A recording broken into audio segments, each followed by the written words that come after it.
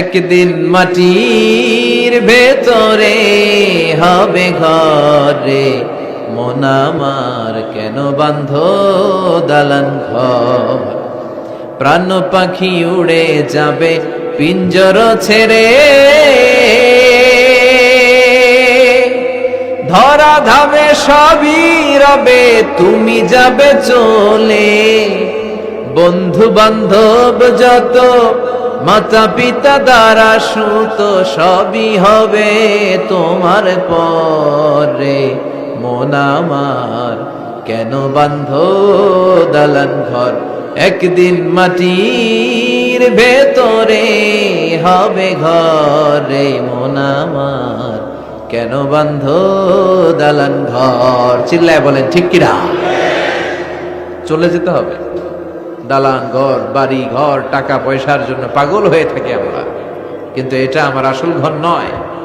যেই গোসলখানাটারে আমি এত সুন্দর করে টাইলস করে ইটালিয়ান ফিটিংস দিয়ে বানালাম, আমার জীবনের শেষ গোসলটা কি ওই গোসলখানায় হবে? কথা বলেন। যেখানে লাশ ধোয়ায় ওইখানে আমার গোসল হবে, এগুলো আমরা ভাবতে চাই না।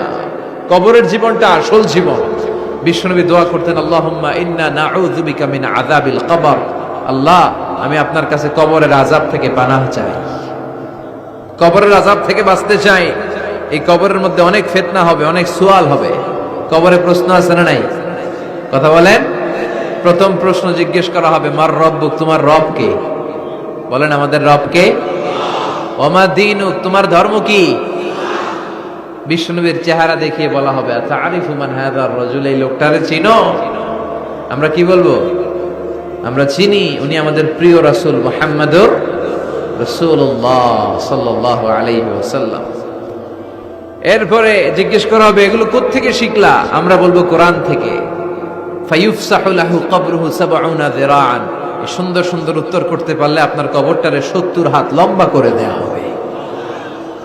ইফতাহু লাহু বাবুন ইলাল জান্নাহ, জান্নাতের দিকে একটা দরজা লাগিয়ে দেয়া হবে।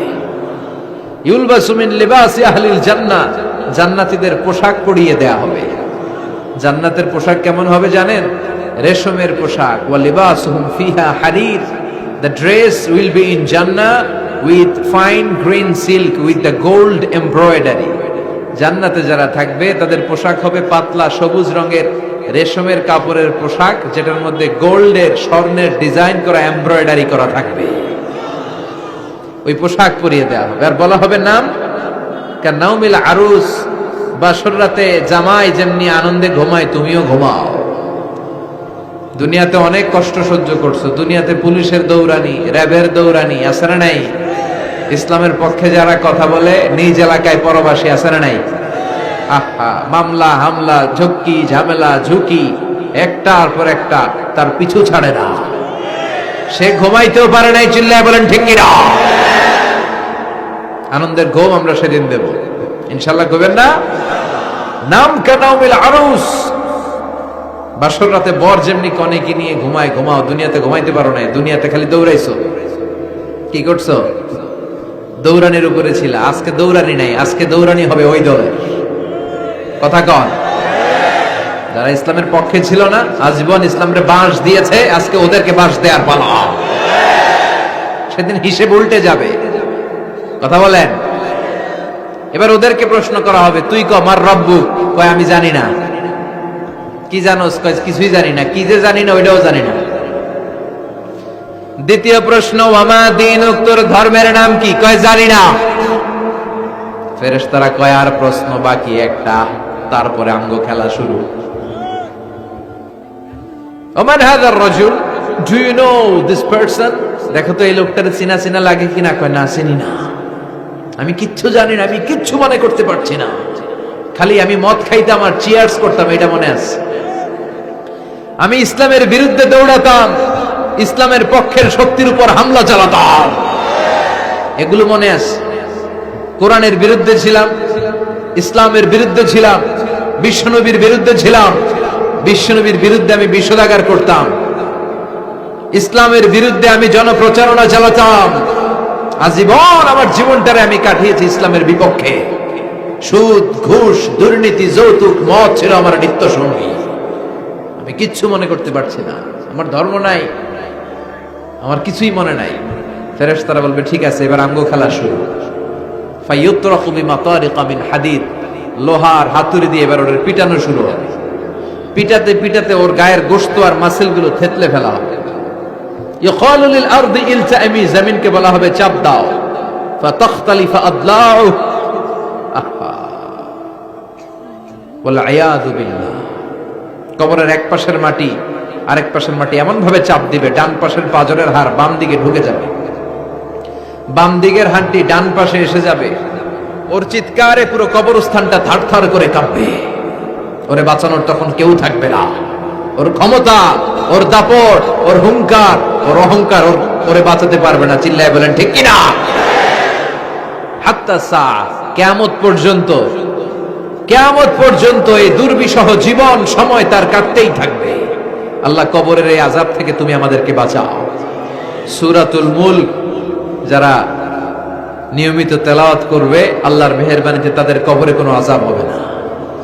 করতে রাজি আছেন? কথা কয় না। করতে রাজি আছেন সবাই? বিষ্ণুই বললেন এখানেই শেষ নয়, আরো আছে। শাফাআত লি সাহিবিহা, এই সূরাটা কিয়ামতের দিন এই সূরা যে তেলাওয়াত করবে তার পক্ষে সুপারিশ করবে। কোরআন যদি আপনার বিপক্ষে আল্লাহর কাছে নালিশ করে, আপনার বাঁচার কোনো উপায় আছে? আপনার পিসাব আপনারে বাঁচাইতে পারবে? তাইলে আপনার দলের নেতা, কথা কন, কেউ বাঁচাইতে পারবে আপনারে? কোরআন যেমনি আপনার বিরুদ্ধে দাঁড়ালে আপনারে বাঁচাতে পারবে না, কোরআন তেমনি আপনার পক্ষে দাঁড়ালে আল্লাহ আপনারে ফেলে দিতে পারবে না। কোরআন আপনার পক্ষে থাকলে আল্লাহ আপনাকে দয়া করবেনি। বিশ্বনবী বলেছেন ইকরাউল কুরআন ফাইন্নাহু ইয়াতি ইয়াউমাল কিয়ামাতি শাফিআন লিআসহাবি, কোরআন তেলাওয়াত করো, কেননা কোরআনের তেলাওয়াত এটা কিয়ামতের দিন তোমার জন্য সুপারিশ হয়ে দাঁড়াবে।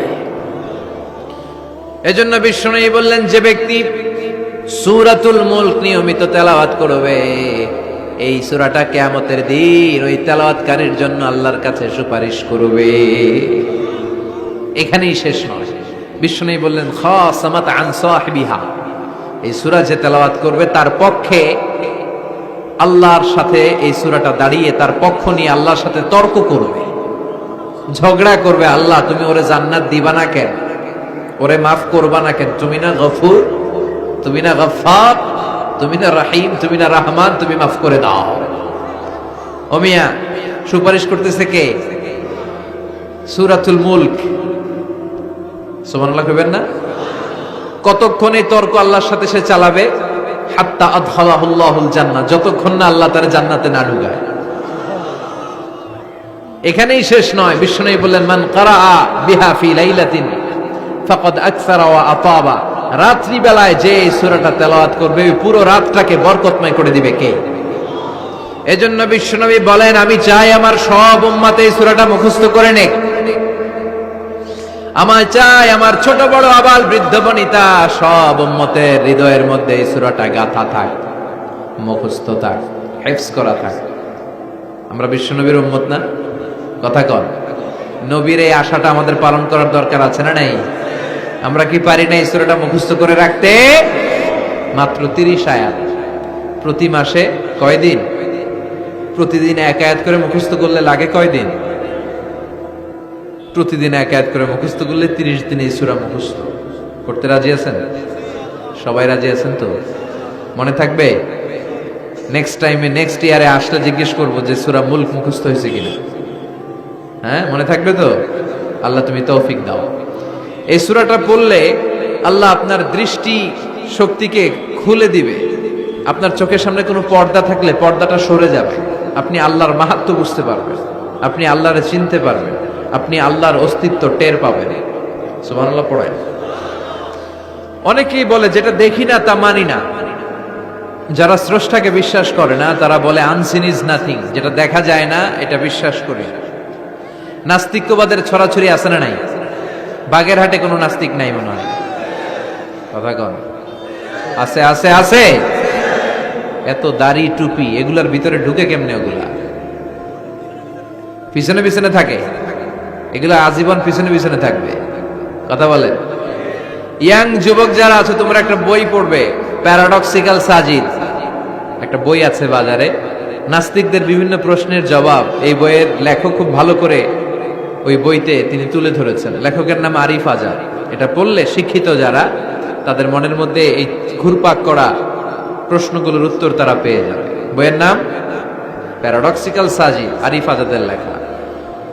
তো তার পাশাপাশি এই সূরাটা পড়লেও আমরা জানতে পারবো, কারণ এই সূরাটা হচ্ছে the surah is an eye opener for us all. আমাদের সবার চোখ খুলে দিবে এই সূরাটা। আমাদের ঘুমন্ত বিবেককে জাগিয়ে তুলবে এই সূরাটা। যারা বলে যে স্রষ্টাকে দেখা যায় না, তাদের জন্য এই সূরাটা একটা মেডিসিন।